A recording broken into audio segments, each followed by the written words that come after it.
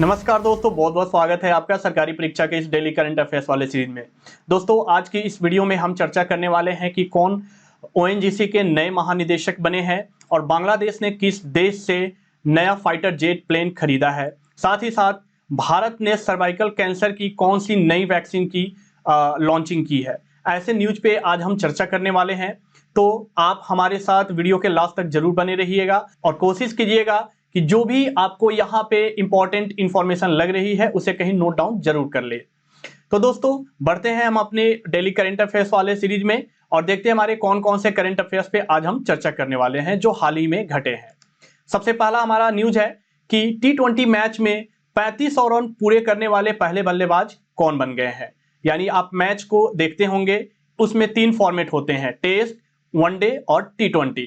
लेकिन यहां बात हो रही है T20 में, यानी T20 में 3500 रन पूरे करने वाले जो विश्व के पहले बल्लेबाज बने हैं वो रोहित शर्मा बन गए हैं।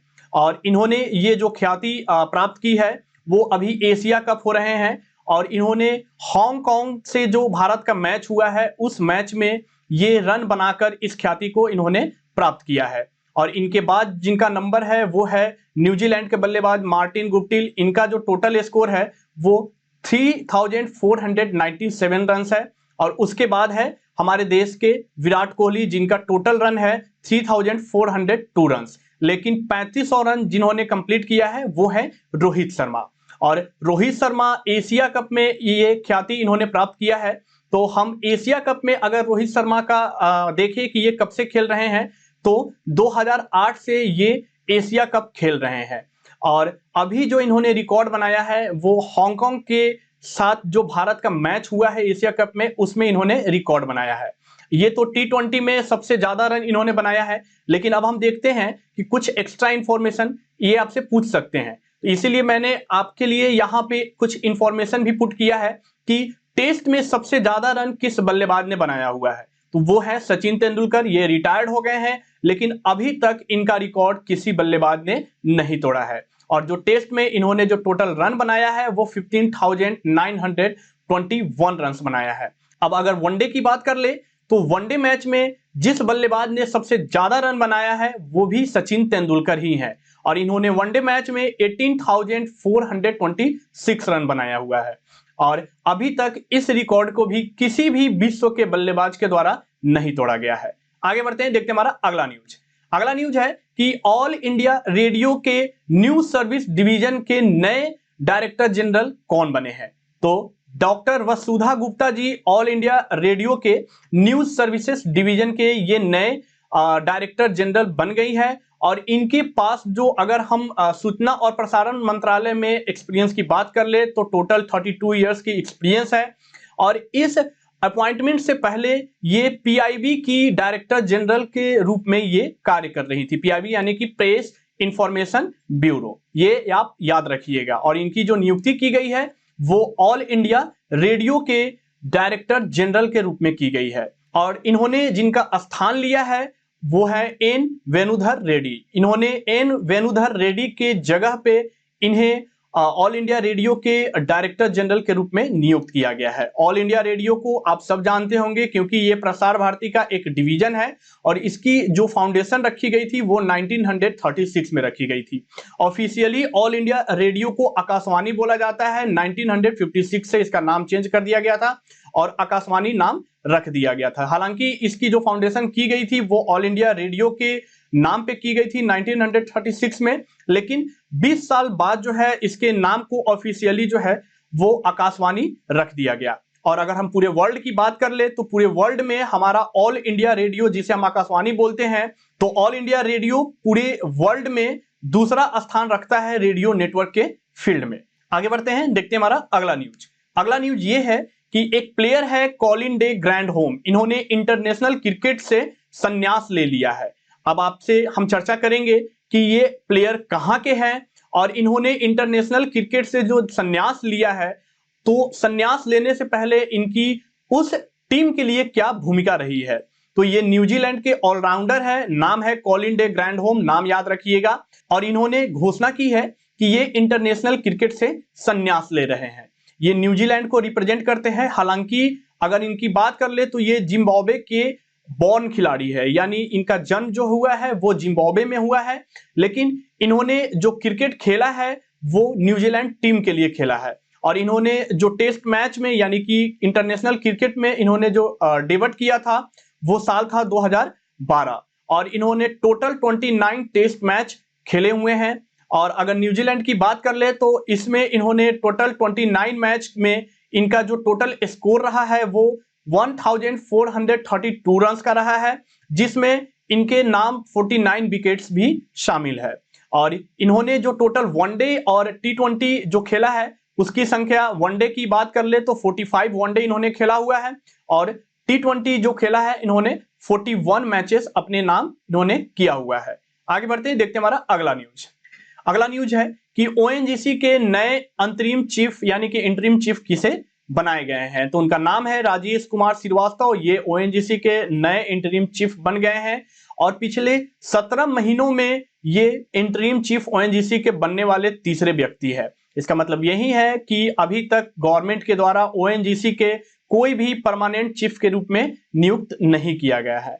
और अगर हम इस समय की बात कर ले कि कब से ओएनजीसी के परमानेंट चीफ की नियुक्ति नहीं हुई है, तो वो मंथ है अप्रैल 2021, और अप्रैल 2021 से अभी तक ओएनजीसी के 3 इंटरिम चीफ बन चुके हैं, लेकिन परमानेंट चीफ के रूप में किसी की नियुक्ति नहीं की गई है, क्योंकि मार्च 2021 में शशि शंकर जी रिटायर्ड हो गए ओएनजीसी के चेयरमैन और मैनेजिंग डायरेक्टर के पद से, और उसके बाद ओएनजीसी के अंतरिम चीफ के रूप में ही व्यक्ति की नियुक्ति की जा रही है। अब गवर्नमेंट ने ओएनजीसी के इंटरिम चीफ के अलावा गेल के भी इंटरिम चेयरमैन की नियुक्ति की है, और उनका नाम है एमवी अय्यर। ये गेल के नए अंतरिम चीफ बनाए गए हैं, एमवी अय्यर जी। अब ओएनजीसी को आप सभी जानते होंगे कि ये एक महारत्न कंपनी है, जिसे oil and natural gas corporation limited बोला जाता है। इसकी जो फाउंडेशन रखी गई थी वो 14 अगस्त 1956 में रखी गई थी, और इसे जो महारत्न का दर्जा दिया गया था वो आईओसी और एनटीपीसी के साथ ही दिया गया था, और 2010 में दिया गया था गवर्नमेंट के द्वारा। आगे बढ़ते हैं, देखते हैं हमारा अगला न्यूज। अगला न्यूज ये है कि भारत ने सर्वाइकल कैंसर के खिलाफ पहला वैक्सीन लॉन्च कर दिया है, और इस वैक्सीन का नाम है क्वाड्रीवैलेंट ह्यूमन पैपिलोमावायरस वैक्सीन सर्वावैक।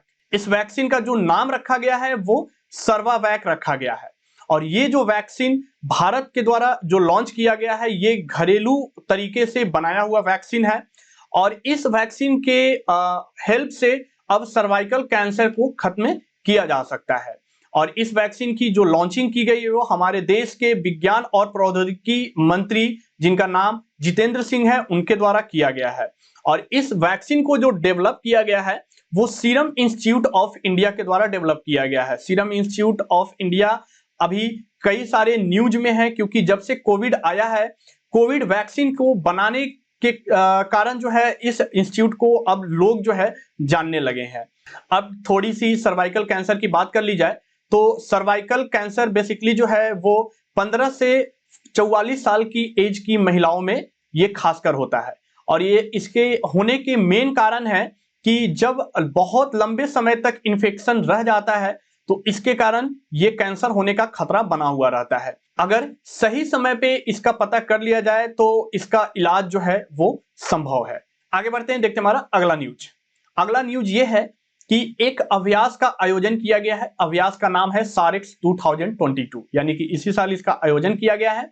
और ये अभ्यास है क्या? तो ये अभ्यास जो है ये बेसिकली हमारे भारत देश के इंडियन कोस्ट गार्ड के द्वारा इस अभ्यास का आयोजन किया गया है, चेन्नई में किया गया है, और ये 2 दिन तक चलने वाले अभ्यास है। और इसकी जो ऑर्गेनाइजेशन की गई है वो national maritime search and rescue board के द्वारा की गई है। बेसिकली इस अभ्यास के आयोजन करने के पीछे का मेन एम यही है कि जो भी समुद्र में इंसिडेंट्स होते हैं, या अगर समुद्र में इंसिडेंट हो रहे हैं तो वह उस लाइफ को कैसे बचाया जा सकता है, इसके लिए ये अभ्यास किए गए हैं। और इस अभ्यास में 16 फ्रेंडली कंट्रीज के 24 फॉरेन ऑब्जर्वर ने भी पार्टिसिपेट किया था। और इस अभ्यास का जो थीम रखा गया है वो capacity building towards marine passenger safety रखा गया है। आगे बढ़ते हैं, देखते हैं हमारा अगला न्यूज। अगला न्यूज ये है कि एक बुक है, यानी कि ऑटोबायोग्राफी है, और उस बुक का नाम है द हीरो ऑफ टाइगर हिल। इसकी हम चर्चा कर लेते हैं, क्योंकि ये बुक जो है अभी हाल ही में इसे पब्लिश किया गया है। और ये बुक जो ऑटोबायोग्राफी है ये किनके ऊपर है और क्यों ये बुक इंपॉर्टेंट है आपके एग्जाम के पॉइंट ऑफ व्यू से। तो ये जो ऑटोबायोग्राफी है द हीरो ऑफ टाइगर हिल, ये इसे ऑथर्ड किया गया है सूबेदार मेजर योगेंद्र सिंह यादव के द्वारा। और जैसा कि यहाँ पे लिखा हुआ है द हीरो ऑफ टाइगर हिल, आपने शेरशाह मूवी अवश्य देखी होगी और उस मूवी में भी टाइगर हिल का जिक्र किया गया है। यानी टाइगर हिल का सीधा कनेक्शन आता है कारगिल वार से। और कारगिल वार जो किया गया था वो कब हुआ था? इंडिया और पाकिस्तान के बीच में हुआ था 1999 में। और इसी कारगिल वार में अपने अहम भूमिका निभाने के लिए और उस वार के बारे में चर्चा करने के लिए सूबेदार मेजर योगेंद्र सिंह यादव ने एक ऑटोबायोग्राफी लिखी है और इसका टाइटल इन्होंने दिया है द हीरो ऑफ टाइगर हिल। और ये जो ऑटोबायोग्राफी है इसे पब्लिश किया गया है सृष्टि पब्लिशर एंड डिस्ट्रीब्यूटर के द्वारा। और बेसिकली ये जो बुक है ये मेनली फोकस है कारगिल वार के ऊपर, जिसमें इन्हें जो है एक क्रूशियल टास्क दिया गया था कि ये घटक प्लाटून में थे और इनके 18 ग्रेनेडियर्स रेजिमेंट को बोला गया था कि आप जो है टाइगर हिल को कैप्चर करो, जिसे पाकिस्तानियों ने कैप्चर कर लिया है। और उनकी पूरी यात्रा जो है इस बुक में इन्होंने अपना लिखा है कि कैसे इन्होंने टाइगर हिल को कैप्चर किया और इनका क्या क्या योगदान रहा, इनके साथियों का क्या क्या योगदान रहा, उसकी चर्चा इन्होंने इस बुक में की है। और टाइगर हिल जो काफी फेमस है, आप शुरू से सुनते आए हैं, इसे जो है हमारे मिलिट्री में .5062 के नाम से जाना जाता है। और ये कहां सिचुएटेड है? तो ये लद्दाख के द्रास एक जगह है, वहां इस कारगिल एरिया में ये टाइगर हिल सिचुएटेड है। आगे बढ़ते हैं, देखते हैं हमारा अगला न्यूज। अगला न्यूज ये है कि राजस्थान गवर्नमेंट के द्वारा जो है एक स्कीम लॉन्च किया गया है। स्कीम का नाम है महिला निधि। यानी कि इसके बारे में अब चर्चा कर लेते हैं कि राजस्थान सरकार के द्वारा एक स्कीम लाई गई है। बेसिकली जो वुमेन एंटरप्रेन्योर्स है उनके लिए ये स्कीम लाई गई है और स्कीम का नाम है महिला निधि। और इस स्कीम को प्रेजेंट करने वाली राजस्थान जो है ये देश की एकमात्र राज्य नहीं है। इससे पहले तेलंगाना जो है इस स्कीम को लॉन्च कर चुकी है और राजस्थान इस स्कीम को लॉन्च करने वाली देश की दूसरी राज्य बन गई है।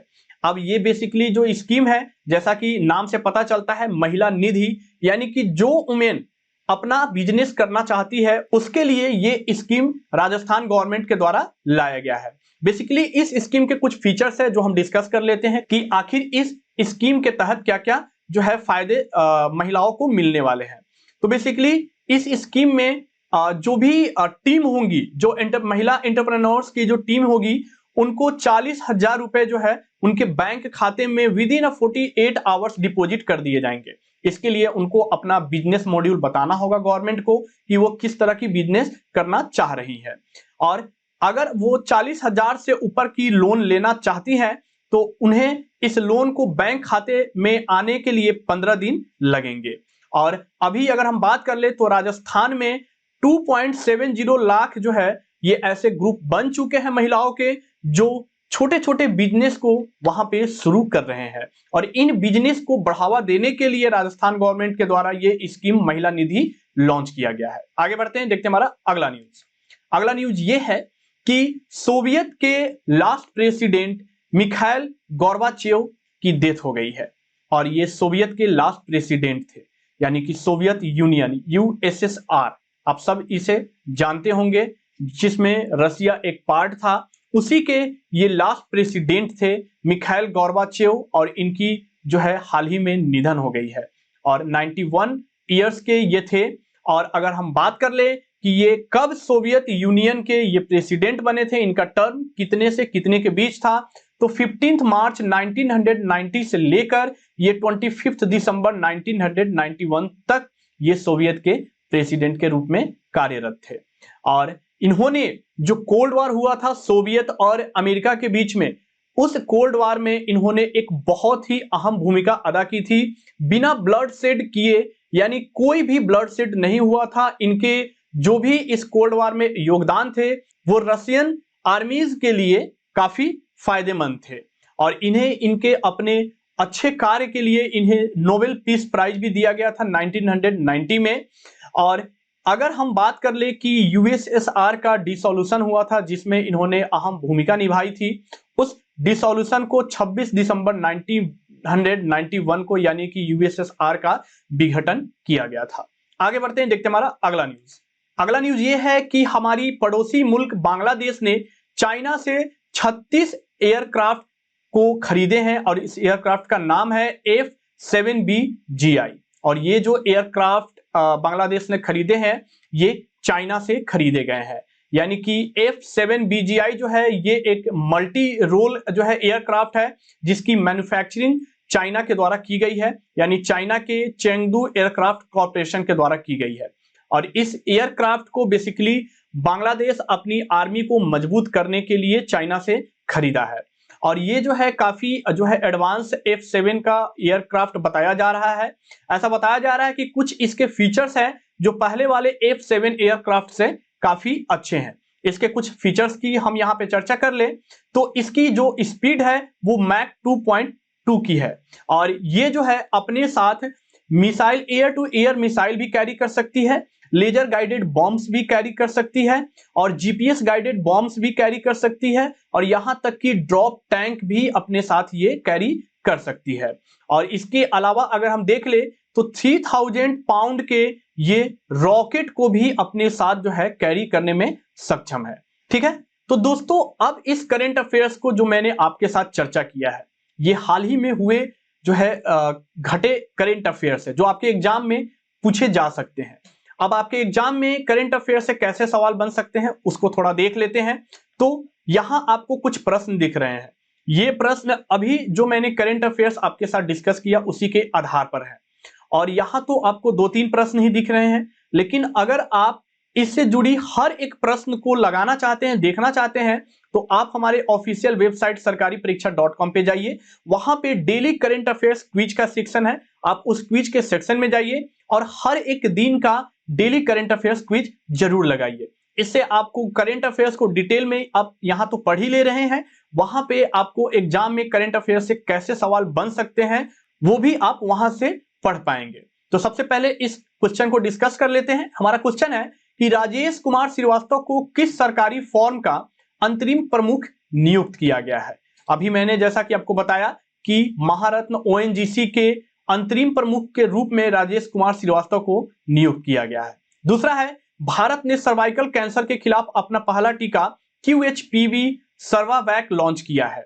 इसे किसे संस्थान द्वारा विकसित किया गया है। आपसे पूछा जा रहा है कि इसे किसे संस्थान के द्वारा बनाया गया है, तो सीरम इंस्टीट्यूट ऑफ इंडिया के द्वारा इसे बनाया गया है। तेलंगाना के बाद कौन सा राज्य देश का दूसरा राज्य बन गया है जहां महिला निधि योजना शुरू की गई है। अभी हमने चर्चा किया महिला निधि योजना के बारे में और यह भी चर्चा किया था कि तेलंगाना जो है वो इस योजना को लागू करने वाला पहला राज्य है। तो दूसरा राज्य कौन बना है, राजस्थान, यानी कि इसे राजस्थान में भी लॉन्च किया गया है।